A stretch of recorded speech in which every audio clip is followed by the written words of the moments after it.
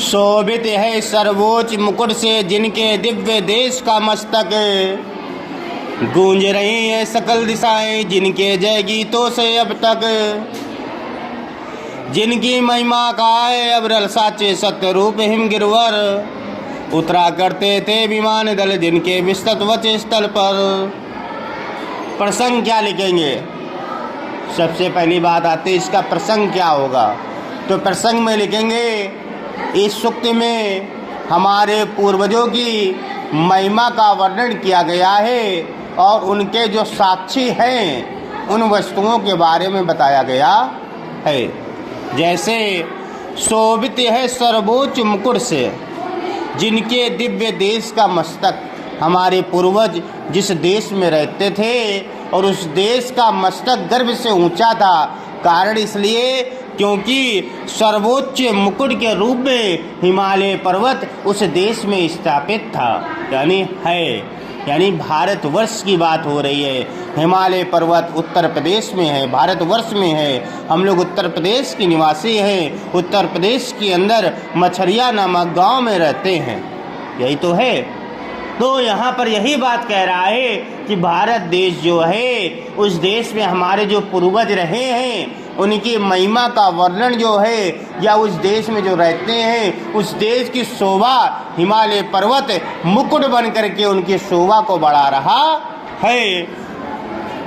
गूंज रही हैं सकल दिशाएं जिनके जय गीतों से अब तक, आज तक दसों दिशाएं हमारे पूर्वजों के जय गीतों के विजय घोष से गूंज रही हैं। विजय कभी हार का सामना हुआ ही नहीं। हमारे पूर्वज कह रहे हैं गूंज रही हैं सकल दिशाएं। गूंज का मतलब गूंजना, आवाज़ फैलना। आज भी आवाज़ फैली हुई है उन सभी दिशाओं में, दसों दिशाओं में, जिनके जय गीतों से अब तक, जिनके जयगान जय गीत आज तक हो रहा है उनका। ठीक है। और क्या कह रहा है? जिनकी महिमा का अविरल साक्षी सत्य रूप हिमगिरवर, जिनकी महिमा यानी वो जो जीत था उसके बारे में जो साक्षी है, सत्यता है, सत्य रूप से विद्यमान, वह हिमगिरी उसका सबूत बन के प्रस्तुत कर रहा है। मतलब उनका ये जय गीत हुआ है, जय गीतों का जो सबूत है, जो साक्षी है, वो बर्फ से ढका हुआ ये हिमालय पर्वत आज भी स्थापित है, जो इसका सबूत है। उतरा करते थे विमान दल जिनके विस्तृत वच स्थल पर, और इसके सीने पर, वच स्थल यानी सीने पर, हिमालय के सीने पर बहुत सारे मानव द्वारा निर्मित वायुयान यानी जहाज उतरा करते थे।